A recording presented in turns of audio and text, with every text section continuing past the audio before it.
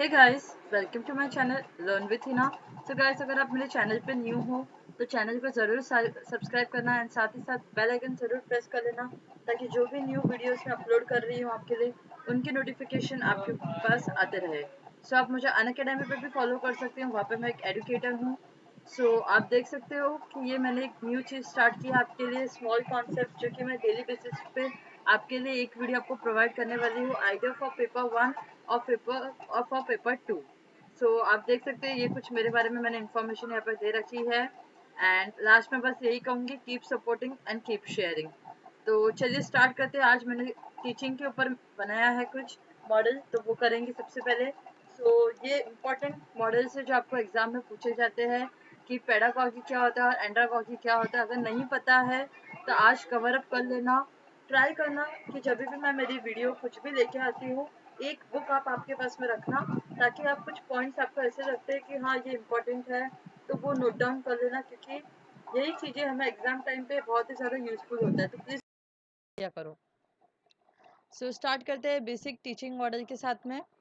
सबसे पहला एक है पेडागॉगी एंड उसके बाद में हम करेंगे नेक्स्ट वाला एंड्रागॉगिकल। ठीक है, ये दोनों हमें करने हैं आज के वीडियो में। चलिए स्टार्ट करते हैं। पेडागॉगी जो है ये एक कन्वेंशनल अप्रोच है।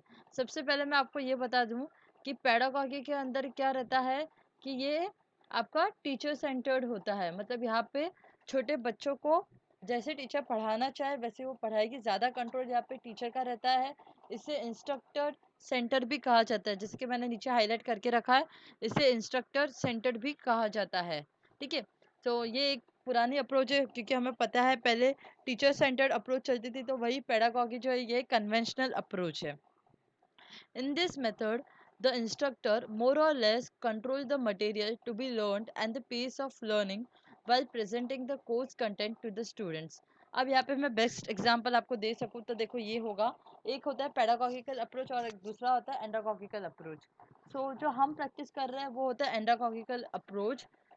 अब पेडागॉगी में क्या रहेगा, जैसे कि मैं आपको बताती हूँ।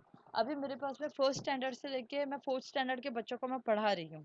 ठीक है, तो अभी उनको जो मैं पढ़ाऊंगी वो वही पढ़ेंगे, वो उसके अलावा कुछ नहीं करेंगे। उनके पास में ना ही एक्स्ट्रा स्किल्स होगी ना ही कुछ होगा। बस मैं उन्हें बोल रही हूँ कि ये ए फॉर एप्पल होता है, तो वो यही मान के चलेंगे कि ए फॉर एप्पल होता है। वो ए फॉर एरोप्लेन भी बोलने की हिम्मत नहीं करेंगे, क्योंकि पेडागॉगी अप्रोच में टीचर का ज़्यादा कंट्रोल होता है। अगर टीचर उन्हें जो बताना चाहती है वो वही उन्हें समझेंगे। अभी जैसे मैंने उनको ए फॉर एप्पल सिखा दिया, अब वो घर पे गए, घर पे जाके जब उनके पेरेंट्स उनको कुछ पढ़ाना चाह रहे हैं, तो वो उनकी बात पे नहीं मानेंगे, क्योंकि ज़्यादा फोकस यहाँ पे उनका टीचर के ऊपर ही होता है। जो टीचर बोलेगी वो वही समझेंगे यहाँ पे। The purpose of this method of learning is to acquire and memorize new knowledge or learn new skills। यहाँ पे उनके पास में ऑलरेडी स्किल्स नहीं होती है, ना ही उनके पास में नॉलेज होती है। यहाँ पे उन्हें सिखाया जाता है। चिल्ड्रन को किसे हम कुछ चीज़ बोलते हैं वो वही वही चीज़ बोलते रहते हैं, बार बार उन्हें रिपीट करते हैं और वो चीज़ उनके दिमाग में बैठ जाती है, वो रिटेन कर लेते हैं वैसी चीज़ों को। तो वही यहाँ पे बोला गया, वो चीज़ों को एक्वायर करते हैं, वो मेमोराइज करते हैं न्यू नॉलेज और नई नई चीज़ें सीखते हैं। So, instructor centered teaching can also be described as pedagogical approach। ये नोट डाउन कर लेना एक पॉइंट। इनकी पीडीएफ मैं आपको दूंगी। मैंने ऐसे सोचा कि 7 7 डेज, मतलब वीकली में आपको इनकी पीडीएफ 7 डेज में हमने जितना भी पढ़ा, उसकी मैं आपको पीडीएफ दूंगी। इस तरीके से 7 7 डेज का कंप्लीट कर करके मैं आपको पीडीएफ देते रहूँगी, तो वो थोड़ा आपके लिए भी ईजी हो जाएगा, मेरे लिए भी ईजी हो जाएगा। In pedagogical approach, the learner is dependent upon the instructor for all the learning। जितनी भी लर्निंग वो टेक प्लेस कर रहा है उसके लाइफ में, वो सभी की सभी वो किस पे डिपेंड करता है, उसके टीचर पे। And the teacher assumes full responsibility for what is thought and how it is learn. Teacher के पास में पूरी की पूरी जिम्मेदारी होती है, पूरी की पूरी रिस्पॉन्सिबिलिटी होती है कि वो किस तरीके से पढ़ाना चाहे। ये हो गया था पेडागॉगिकल अप्रोच। नेक्स्ट आता है एंड्रागॉगिकल अप्रोच। इसके बाद में हम इनके एक डिस्टिंग्विश चार्ट से भी इन्हें और क्लियर पढ़ने की कोशिश करेंगे। एंड्रागॉगिकल अप्रोच जो रहता है उसे डिफाइन किया जाता है या आइडेंटिफाई किया जाता है as adult learning. Note down कर लो, एंड्रागॉगिकल अप्रोच को हम अडल्ट लर्निंग भी कहते हैं। The learner is mostly self-directed and is responsible for his own learning। यहाँ पे learner क्या होता है, सेल्फ डायरेक्टेड होता है। आई थिंक हाईलाइट हो सकता है, तो मैं एक मिनट देखती हूँ अगर हाईलाइटर वर्कआउट करता है यहाँ पे। हाँ ठीक है, चलेगा, ऐसे करेंगे तो भी एक बार ठीक है। लर्नर जो है वो यहाँ पे क्या होता है, सेल्फ डायरेक्टेड होता है। और एंड्रागॉगी का दूसरा नाम होता है अडल्ट लर्निंग। मैं हाईलाइट कर देती हूँ तो आपको पीडीएफ रिवाइज करने के लिए अंदर जब आप करोगे ना तो आपको थोड़ा इंटरेस्टिंग लगेगा रीड करने में भी, क्योंकि हमारा ज़्यादा फोकस हाईलाइटेड चीज़ों पे ज़्यादा जाता है अक्सर। एंड यहाँ पे क्या बोला गया है कि लर्नर जो है वो सेल्फ डायरेक्टेड रहता है and is responsible for his own learning. So वो खुद ही रिस्पॉन्सिबल होता है, किसके लिए वो रिस्पॉन्सिबल होगा, जो भी वो पढ़ता है, for his own learning the learner itself is responsible. ठीक है। The student learns best not only by receiving knowledge but also by interpreting it. So यहाँ पे क्या करेगा, वो सिर्फ नॉलेज को रिसीव नहीं करता है, वो उसे इंटरप्रेट करता है, एवेल्युएट भी करता है। ऐसे नहीं कि आपने बोल दिया मैम कि ए फॉर एप्पल होता है तो मैं कोशिश नहीं करूँगी या कोशिश नहीं करूँगा कि ए फॉर एरोप्लेन भी हो सकता है। यहाँ पे वो इवेल्युएट करेगा, इंटरप्रेट भी करेगा चीज़ों को। That is learning through discovery. So यहाँ पे वो लर्निंग कैसे कर सकता है, learning through he will do learning through what, discovery, and at the same time setting the pace for their own learning. So यहाँ पे वो खुद से स्टडी करेगा, सेल्फ स्टडी वो यहाँ पे करेगा।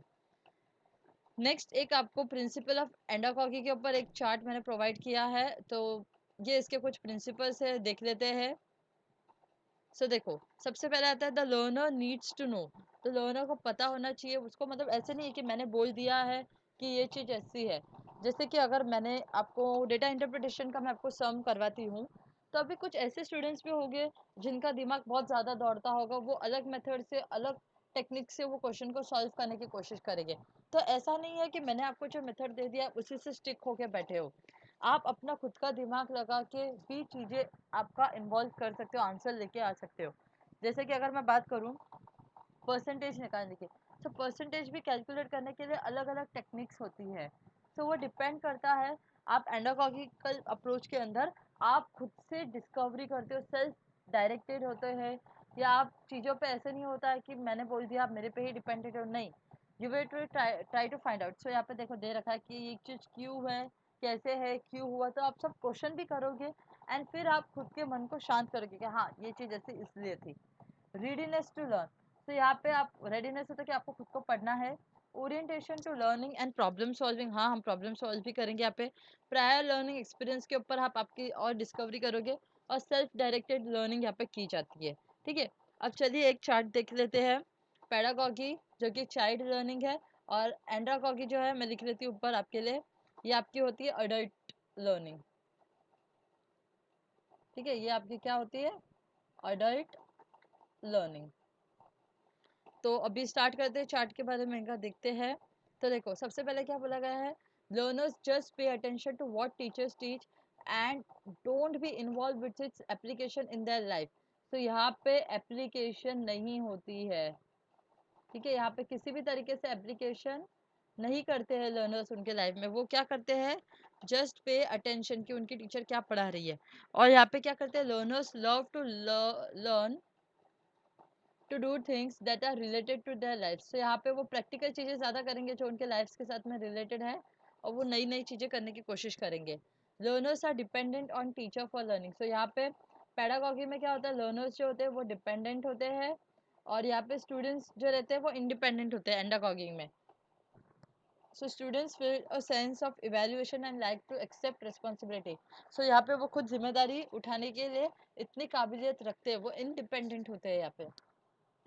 सो लर्नर का रोल एक्सपीरियंस क्या होता है, learners have limited experience that often can't be use as a resource of learning. So यहाँ पे उनके पास में एक्सपीरियंस कम रहता है, इसलिए वो खुद से इंटरप्रिटेशन नहीं कर सकते हैं। Learners and relatively dependent on teachers learning experience such as educational materials like textbook। so यहाँ पे जो स्टूडेंट्स होते हैं वो फुल्ली डिपेंडेंट होते हैं अपने टीचर के ऊपर। एंड्रागॉगी के अंदर क्या होगा, learners come to learn learning environment with handful of experience. Handful of पढ़ के ही मेरे को याद आ जाता है वर्कशॉप की। In order to use them as a resource of learning. So यहाँ पे क्या होगा, वो खुद से एक्सपीरियंस करेंगे चीज़ों को, खुद से चीज़ों को लर्न करेंगे। रेडीनेस फॉर लर्निंग हमें पता है ये एंड्रागॉगी के अंदर आता है। Students like to be ready for what their teacher says and what is to be evaluated. So यहाँ पे पढ़ेंगे वो, लेकिन क्या पढ़ेंगे, जो उनकी टीचर उन्हें पढ़ाना चाहती है। और यहाँ पे क्या होगा, स्टूडेंट्स जो रहेंगे वो खुद से ही पढ़ने की इच्छा रखते हैं कि हाँ हमें ये पढ़ना है, हमारा गोल हमें अचीव करना है। सो वो यहाँ पे फॉलो किया जाता है। Tendency to love learn, learners would like to learn things that is been thought by the teacher, वही बात यहाँ पे कही गई है फिर से। और यहाँ पे क्या होगा, learners focus on more learning and duties. So वो यहाँ पे क्या किस पे फोकस करेंगे, ज़्यादा लर्निंग एंड ड्यूटीज़ के ऊपर फोकस करेंगे। They would like to know how use their learning for achieving their goals. Motivation for learning क्या होगा यहाँ पे, learners usually influence by the external motive by grade as well as acceptance. तो यहाँ पे उनको कैसे होगा, एक्सटर्नल मोटिव मिलेगा, ठीक है। और यहाँ पे क्या होगा, अडल्ट लर्नर जो है उनको भी एक्सटर्नल मोटिव से फर्क पड़ेगा, but most of the time are guided by internal force. जैसे कि अगर मैं आपकी बात करूँ तो ऐसा नहीं है कि आपको सिर्फ एक्सटर्नल मोटिवेशन ही मिलता है, आपको कभी कभी इनर मोटिव भी आपसे कहता होगा कि यार तुझे ये पढ़ना है, ये कंप्लीट करना है, ये नहीं होगा तो यार तुझे एकदम बेचैनी सी होगी, या मतलब इस तरीके से होता है कि आपको इनर मोटिव भी आपको सपोर्ट करता है कि आप वो पर्टिकुलर चीज़ को कंप्लीट करो। सो आई होप आपको आज की ये क्लास पसंद आई होगी, जहाँ पे मैंने आपके साथ में पैडागॉजी जो कि चाइल्ड लर्निंग होती है, एंड एंडरगॉजी जो होती है वो होती है आपकी adult learning. So in detail मैंने आपके साथ में ये डिस्कस कर लिया है। आई होप ये आप कभी नहीं भूलोगे, क्योंकि ये एग्जाम पॉइंट ऑफ व्यू से आपके लिए बहुत ही ज़्यादा इंपॉर्टेंट कॉन्सेप्ट बन जाता है। Thank you, keep supporting and keep sharing.